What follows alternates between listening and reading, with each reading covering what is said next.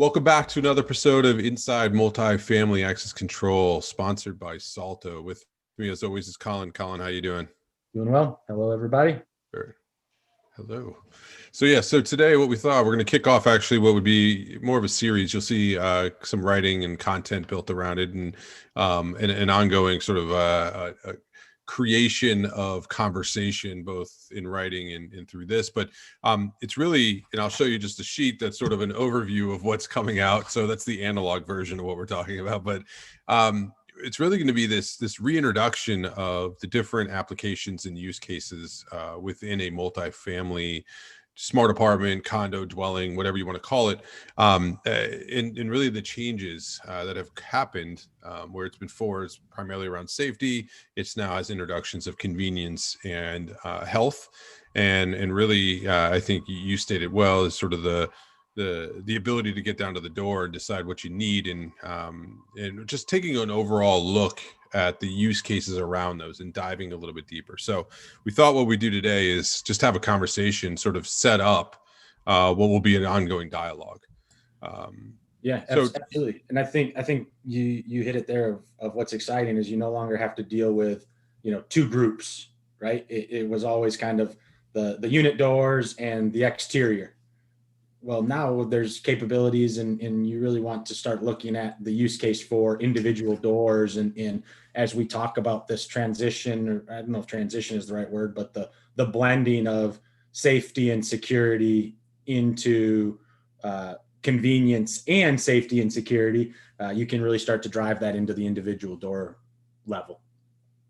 Yeah, I guess it's a way too we're looking at this now that, as you're saying it, it's made me start to think about it. It's sort of the blending of Section 8 and Section 28 kind of together, where it's Section 36. I don't know, whatever they Whatever's call meant. whatever. Yeah, of where like part of, I actually think part of the reasons why we look at these is in the new construction side, they are typically handled separately when they're now starting to get blended together. So curious to see what's going to turn out there. But yeah, so let's dive into it. So if we were to look at, and let me know if I'm missing some doors here, but if we were to look at it, I have 5 doors, which is the front entry and exits. It doesn't necessarily have to be front, I guess, but primarily that front entrance door. You got the elevators, you've got parking, you've got amenity spaces, and you have unit doors. I guess purposely broad brushing that, right? So a lot of goes underneath, say, amenities doors. But Yeah. can you think of, are there any other that are being brought into the use case of multifamily? Well, yeah, I mean, and I think amenity is almost unfair, I guess, with some of that flexibility, right? Because you're going to start to treat kind of the community rooms, right, where you've got the bars and the restaurants or whatever, and the pool tables and things like that, significantly different than the gym spaces. And now you're starting to see even kind of yoga spaces, and I think you're going to start to see co-working spaces. And so that amenity piece, I think, is where some of the biggest changes that you're going to see. I also think lockers, whether that's package lockers, gym lockers, co-working space lockers. I think if you take it from not just entry door point, but purely a door, you've always got storage facilities in a lot of these places. So I do think those 5 categories are kind of that next tier below unit and the rest of it. But I think you can get even deeper than that. And I do think you're going to start to see locker doors, storage doors, that sort of stuff also impacting these systems and the solutions that are available to multifamily developers and residents.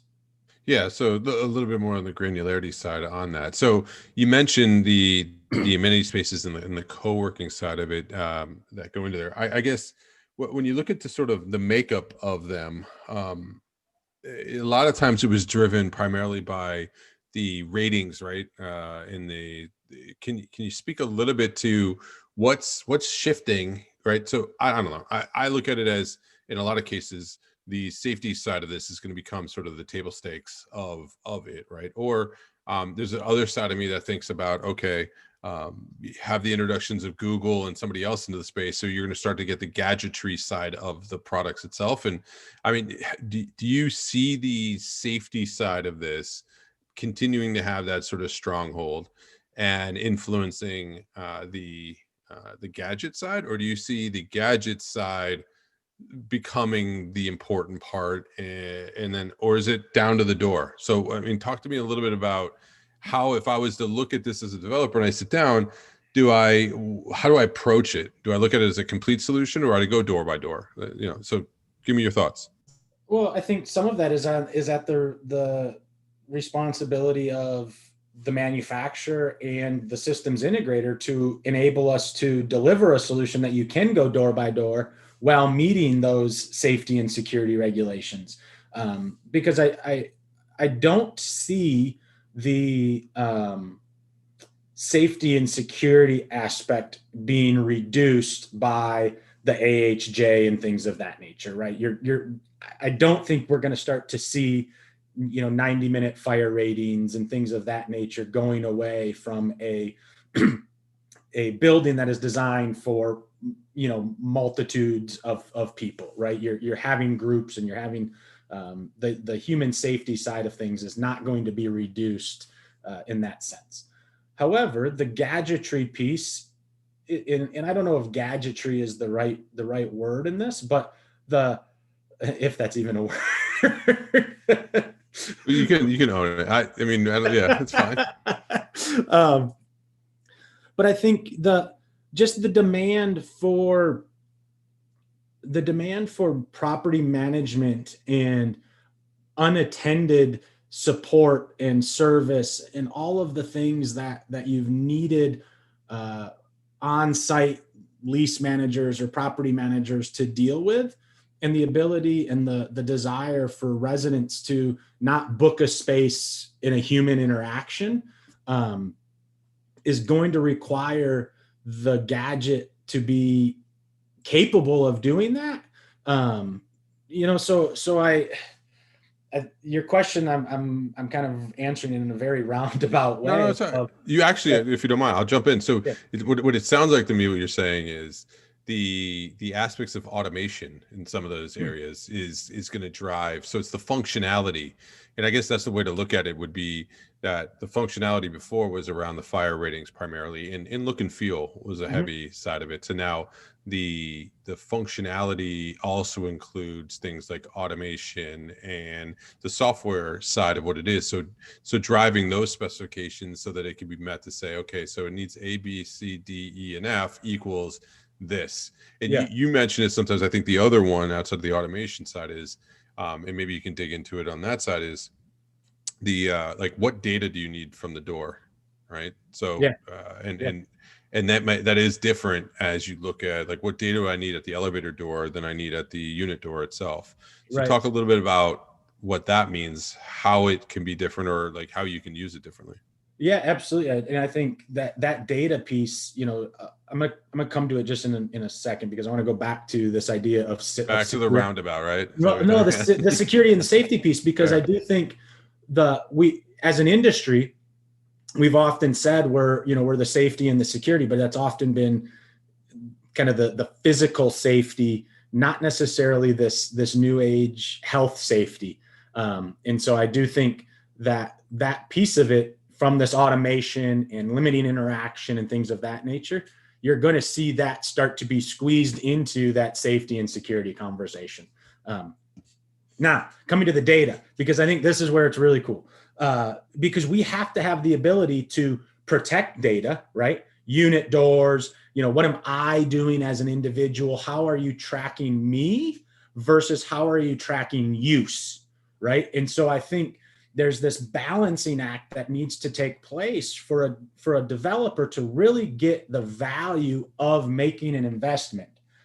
You have to protect the data and the individual, right? The identity information about me, the resident, especially when it comes to my unit door and things of that nature. But the value of gym usage, locker usage, amenity space usage, elevator versus stair usage, that's all such valuable data of how do you work to capture that as a developer while protecting the individual, right?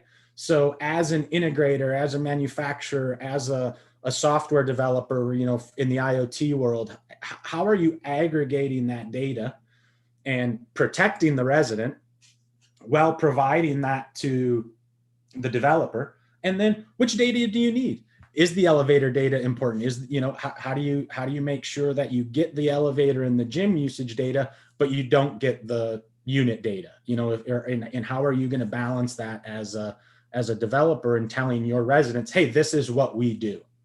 And which is interesting. So you triggered something that I found last week, and love to get your comment on this. So at the New York City Council, there's a bill that's going through called the Tenant Data Privacy Bill. It's interesting. And it says, the summary I'll give it to you says, this bill would require owners of multi-dwellings that utilize keyless entry systems, including but not limited to key fobs, biometrics, electronic technologies, to provide tenants with a data retention and privacy policy. So you're going to have to give it to them.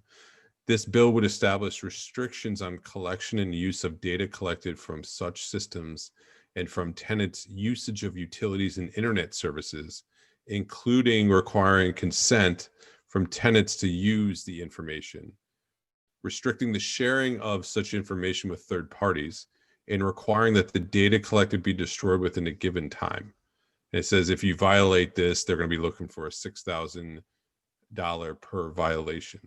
So what's interesting is you mentioned just that on the privacy side. There's a bill going into New York, which a lot of times these things then, they go like New York to California and then everywhere in between after type thing. But it tells me they're starting to look at exactly what you're saying there. It's like, how do I pull the information from the data side on the unit doors or even the amenity doors, get what I need, anonymize it, but then also I have to give it terms of use now for what historically has been the ability to just to get in and out of your place. Yeah, and I think the connectivity piece is going to be a challenge there too, because you're also seeing the building wide connectivity piece as opposed to the individual tenant. And so the we've talked about it so much about the consumerization, right, of it's no longer Apple to the end user, right? It's multiple clouds through a developer to the end user. The end user, the resident, is demanding these functionalities and these features, but there's all these steps in the middle. And so I think there has to be some level of terms, right? And but we can't shy away from that. In order to deliver the experience that people are needed, we've got to develop and identify these different door types, right? Because if we can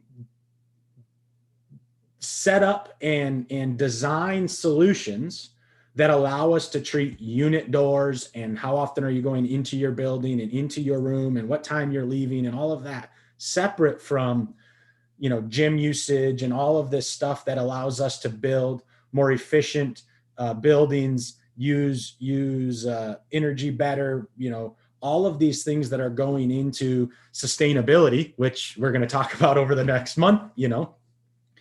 If we can design a solution that allows us to do that, we're all better off. And the only way that we can do that is understanding the data, identifying what data is needed and what data we're going to use, and then being crystal clear to the residents of this is our policy.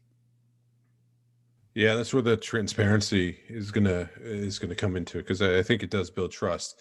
If I know in New York City specifically, they were having some issues where it triggered people not wanting to utilize apps to get in, and I think it comes down to, though, my opinion is a lot of this comes down to storytelling and the ability to communicate to people and like you said, let them know what you're going to do with it and have that transparency. Because I like to believe the majority of the time when we don't do that, it's not because there's bad intentions. I actually don't think we actually have maybe thought it through on how we're going to use it, or are assuming we're not going to do anything bad with it, so we don't have to. But these rules and things like this come into place that are going to force people to have to start to do that. So it's interesting because it's really, these are the things that the same way the fire ratings came up, right? It's like someone sat down and was like, this is an issue, and they created the rules of engagement, if you would, and sort of the ways that we move forward to go do that. Well, now it's like, okay, so now we have software at the door. It's an edge device. It involves people. We can identify it now attached to them, and maybe that's the other thing too, is that now it's becoming personalized at the door with the individuals who are having to treat it differently. So it's a new use case. It's a new thing that we have to start doing. So, and it's only going to get worse if we start to apply health data and things like that. So lots of opportunities. So these are the types of things that we're going to dig into. Right. Yeah. And I know that sort of this is kind of like high level, kind of we're bebopping around on the topics, but it's an example of, as we dig into these different doors, we're going to talk about the data. We're going to talk about the use cases, and really try to take a different view of what has historically been mainly a safety conversation and the impacts that it has at the doors in multifamily. Yeah, absolutely. It's the conversation is now a lot bigger than just getting into a space. Well said. I like that. So, all right, well, cool. On Awesome. that note, we'll leave it on as that for this week, and then next week maybe we'll dive into we'll start at the entry and exit doors, and then work our way into the building. So appreciate it as always, Colin. This is good conversation, thought provoking, and look forward to having a great week. So thank you. Thank you.